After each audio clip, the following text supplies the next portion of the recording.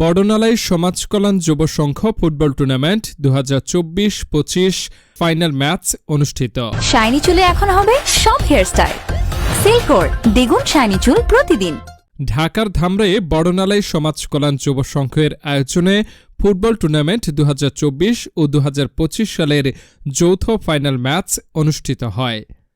Final খেলায় মুখোমুখি হয় সিংগাইর ফ্রেন্ডস ফুটবল ক্লাব এবং বড়নালাই স্পোর্টিং ক্লাব। খেলাটি অত্যন্ত প্রতিদ্বন্দ্বিতাপূর্ণ ও উত্তেজনাপূর্ণ ছিল।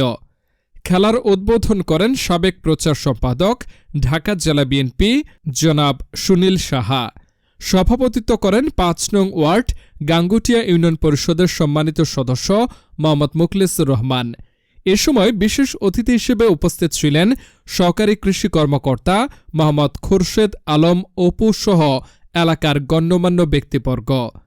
৯০ মিনিটের রোমাঞ্চকর খেলা শেষে গোলশূন্য অবস্থায় খেলা শেষ হলে টাই ব্রেকারের মাধ্যমে বিজয়ী নির্ধারিত হয়। উভয় দলের ক্রীড়াবিদেরা দারুণ নৈপুণ্য প্রদর্শন করেন। শেষে খেলোয়াড়দের মাঝে ট্রফি ও পুরস্কার বিতরণ করা হয়, যা আনন্দঘন পরিবেশে সম্পন্ন হয়।